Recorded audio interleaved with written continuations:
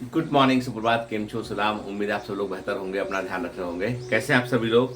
आप लोग जरूर सोचते होंगे कि सर आजकल जो है ना धीमे धीमे इरेगुलर होते चले जाते हैं, कभी आ रहे हैं, कभी लेट आ रहे हैं, कभी नहीं आ रहे हैं। यार क्या है कि इतना टर्बुलेंस हो गया है, जब से भोपाल शिफ्ट हुए, भोपाल से फिर मुंबई जाना पड़ता है, वीकेंड में फिर वापस आना पड़ता है, फ्लाइट डिले करती है। और जब घर पर होते हैं वहाँ मुंबई में तो थोड़ा देर तक जगना पड़ता है बच्चों के साथ में, क्योंकि क्या होता है 2 ही दिन मिलते हैं। कई बार अभी तो क्या होता है, मैं हर वीक नहीं जा पा रहा हूँ मुंबई, बॉम्बे में जाता हूँ, अल्टरनेट वीक में जा पाता हूँ मैं, क्योंकि उसके पीछे कारण ये यहाँ भी काम बहुत रहता है, और इन बच्चों को जो बाहर से आए इनको पढ़ाना, इनका सब कुछ देखना, ये मेरी पहली जिम्मेदारी है। और क्योंकि देखिए अब क्या है, हर तरफ बच्चे ही बच्चे हैं, वहाँ मेरे अपने बच्चे हैं, यहाँ भी मेरे अपने बच्चे हैं, ठीक है। बॉम्बे के अंदर 2 बच्चे हैं तो यहाँ पे बड़ी संख्या में बच्चे हैं।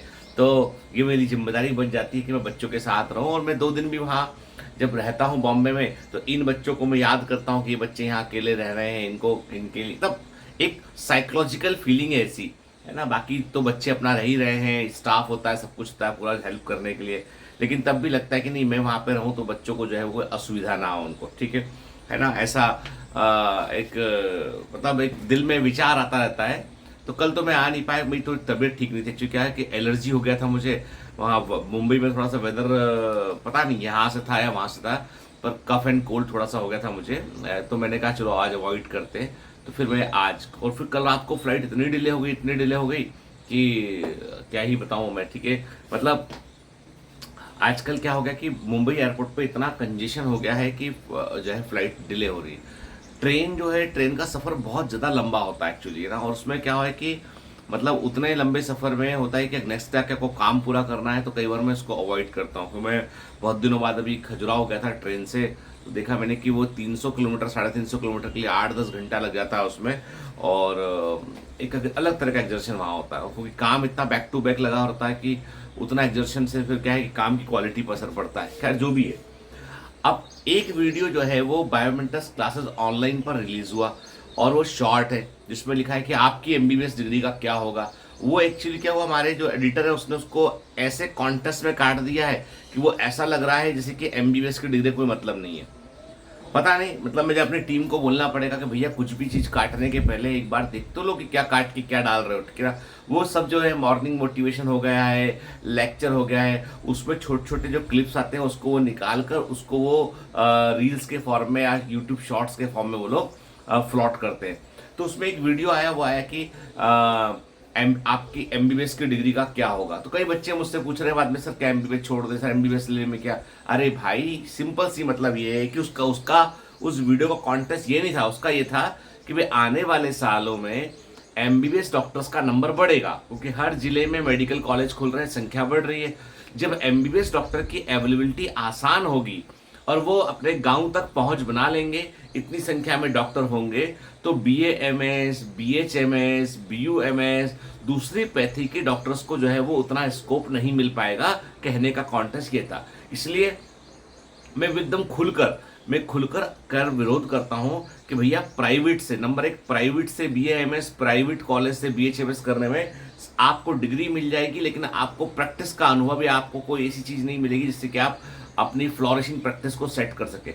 आपको देखो, और फिर दूसरी बात ये भी बड़ी इंपॉर्टेंट बात है, कोई डिग्री का कोई भविष्य नहीं होता है, कोई डिग्री का कोई भविष्य नहीं होता है। आप हार्वर्ड से पढ़ ले, आप जॉन हॉपकिंस से पढ़ ले, लेकिन आप यदि जो है अपना प्रैक्टिस करने का गुर नहीं है, स्किल नहीं है आप में, तो आप नहीं कर पाएंगे आप, ठीक है। मतलब भविष्य हमेशा उस व्यक्ति का होता है जो वो डिग्री ले रहा है। कई गांव के अंदर आज भी ऐसे डॉक्टर हैं जिनके पास कोई डिग्री नहीं है और वो बेहतर इलाज कर लेते हैं। उनको लोग कहते हैं नीम हकीम कहते हैं, जो कहते हैं, लेकिन वो गांव में वही अवेलेबल है और वो बेहतर इलाज कर लेते हैं, और उनको पता भी चलने लगी चीजें कि भाई कैसे क्या करना है, हमको सीख रहे हैं वो। तो बात इतनी सी है कि किसी डिग्री और किसी कागज के भरोसे मत रहिए, भविष्य तो व्यक्ति का होता है, नंबर एक। नंबर दो ये है कि यदि डिग्री ले भी रहे तो ऐसी डिग्री लीजिए जो आने वाले समय में जो है वो आपके लिए रिलेवेंट हो। एमबीबीएस की रिलेवेंसी कभी खत्म नहीं होगी। गवर्नमेंट कॉलेज से आपने एमबीबीएस क्या है, नया कॉलेज हो पुराना कॉलेज हो, कितना ही कॉलेज खुल जाए, गवर्नमेंट कॉलेज से यदि आपने एमबीबीएस किया आप हमेशा रिलेवेंट रहेंगे। आप प्राइवेट कॉलेज टॉप के जो है वहां से एमबीबीएस करने के बाद आपकी थोड़ी बहुत रिलेवेंसी रहेगी, थोड़ी बहुत रिलेवेंसी रहेगी आपकी। नया कॉलेज खुला है और नया प्राइवेट कॉलेज खुला है तो भैया अब तुम ही जान लो, हम कुछ नहीं कर सकते।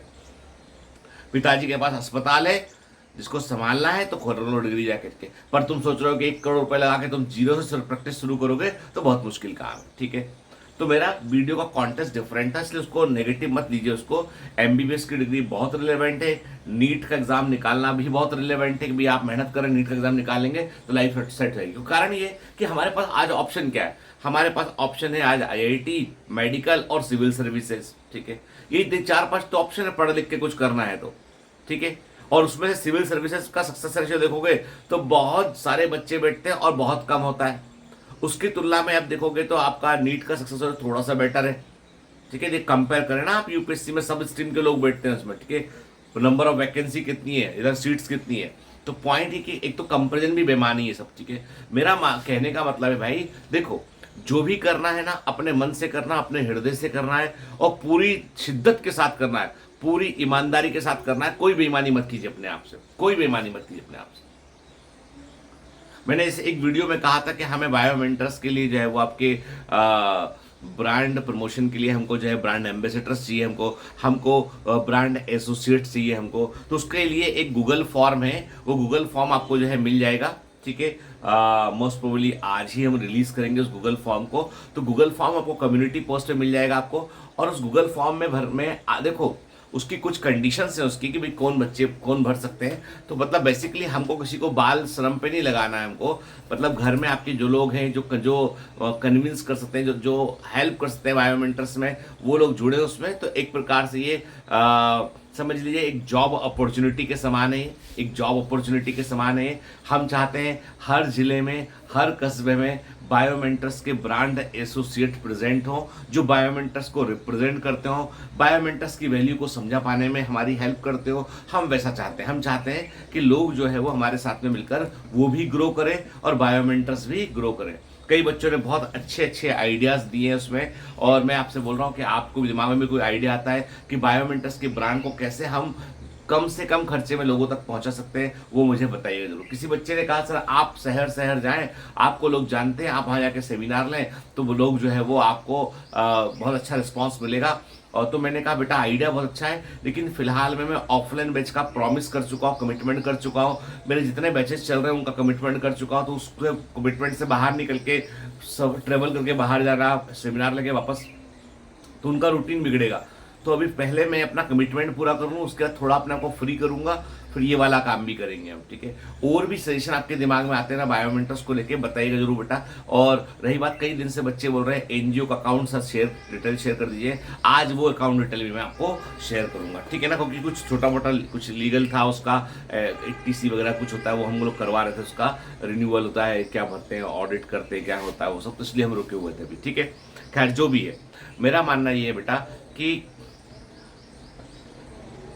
आप कोई डिग्री मत देखो। हाँ, तब डिग्री मत देखो का मतलब ये है कि आप ये मत सोचो कि कोई डिग्री से कोई फॉर्च्यून बदल जाता है। डिग्री अचीव करने के बाद की भी चीजें, बहुत चीजें काम करती हैं। इसलिए हमेशा अपने सर्वांगीण विकास पे ध्यान दो कि आप कॉम्पिटेटिव एग्जाम की तैयारी कर रहे हो, एग्जाम निकालोगे, आप एमबीबीएस करोगे, उसके बाद आप एमडी करोगे आप, और उसके बाद आप प्रैक्टिस करोगे, कुछ भी करोगे आप, तो आपके ओवरऑल पर्सनालिटी में ग्रूमिंग होना चाहिए। और वो केवल एक ही कंडीशन होती है, जब आप पॉजिटिव एटीट्यूड को लेके चले, आप हमेशा आप सकारात्मक रवैया लेके चले, आप हमेशा आप चीज़ों में अच्छाई को देखना शुरू करें, आपके यानी हमेशा आप अच्छाई को देखना शुरू करें, तो उससे आपको चीज़ें जो है वो बेहतर होती हुई दिखाई पड़ी, और आप बेहतर करेंगे। आप एक्चुअली हमारा दिमाग जो सोचता है ना, वही हमारे आसपास घटता है। हमारा दिमाग में एक मैग्नेट के समान काम करता है, चुंबक के समान काम करता है। जो हम चाहते हैं वो हमारे आसपास आने लगता है। तो प्लीज अपने दिमाग के आसपास नेगेटिविटी को मत आने दीजिए। ठीक है, तो वो जो वीडियो है जिसका कॉन्टेस्ट में बता रहा था आपको, वो कॉन्टेस्ट थोड़ा सा मिस इंटरप्रेट हो गया। वो कॉन्टेस्ट शायद उन्होंने हेडिंग ऐसा दिया है इसलिए ऐसा हो गया है, एंडिंग उन्होंने प्रॉपरली नहीं किया इसलिए ऐसा हो गया है। तो मैं अपनी टीम को बोलूंगा जरूर कि भाई जब भी कोई वीडियो को निकालते हो तो कम से कम देख तो लो कि वो उस प्रोफेशन के लिए पॉजिटिव इमेज छोड़ रहा है या नेगेटिव इमेज छोड़ रहा है। कोई भी सेंटेंस नेगेटिव वाक्य पे खत्म नहीं होना चाहिए। ठीक है, अब ये देखो, ये सब काम मैं नहीं करता हूँ, मेरी बहुत बड़ी टीम है बेटा, जो जिसके लिए अपन मतलब ऑर्गेनाइजेशन पूरे दिलो जान से मेहनत करता है कि बहुत सारे लोगों का घर चलता है बायोमेंटर से, बहुत सारे लोग जो है वो बायोमेंटर्स पर डिपेंडेंट है ना, और उनका जॉब इसी से जुड़ा हुआ है। तो मतलब बायोमेंटस को मतलब एक ऐसी कंपनी जो सबके लिए काम कर रही है बेसिकली, ठीक है। तो मैं वही कहता हूँ कि आप मेरा थोड़ा साथ दीजिए कि अपन कैसे और अच्छा कर सकते हैं, क्योंकि मतलब मैंने कहा ना कि बच्चों ने कहा सर जमकर मार्केटिंग कीजिए आप भी सर। देखो ऐसा है कि इस समय ऐसा है, कोई बोलेगा भाई जितेंद्र सर हम फंड लगा रहे हैं और ये हमारी कंडीशन है और अपन इसको बड़ा कर लेते हैं, तो हम शायद मान भी जाएं 2-5 बातें अपनी बीच में रख के, ठीक है। लेकिन वो भी कोई आएगा नहीं आदमी, क्योंकि पूरा एजुकेशन वाईजूस के बाद में पूरा एजुकेशन टेक्नोलॉजी डाउन है, ठीक है। जो वाईजूस का फॉल हुआ उसके बाद में, और सारे जितने प्लेयर्स हैं सब ह्यूज लॉसेज में है, चाहे एन अकेडमी या कुछ आप देख लीजिए, सब लॉसेज में। प्रॉब्लम ये है कि बायोमेंटर्स जो है वो एक ऐसा इंस्टीट्यूट इसको एक्सपोनेंशियल ग्रो नहीं करना, लेकिन इसको सिस्टमेटिक ग्रोथ करनी ताकि वो लोगों तक पहुंच सके और लोगों को सही में वो हेल्प उनकी कर सके। आपके दिमाग में कोई भी आइडिया हो बताइएगा जरूर बेटा। हो सकता है कि आप में से किसी का आइडिया क्लिक कर जाए और हम लोग जो है वो एक जो जिसे बोलते हैं ना कि एक जो स्कैप वेलोसिटी जहाँ फंस गए हम लोग, वहां से बाहर निकलने में हमको हेल्प मिल सके। आप बताइएगा जरूर, क्योंकि मैंने पहले भी आपसे कहा है ये आपका अपना ऑर्गेनाइजेशन है, तो इसकी ग्रोथ की जिम्मेदारी आप सबकी भी है, ठीक है।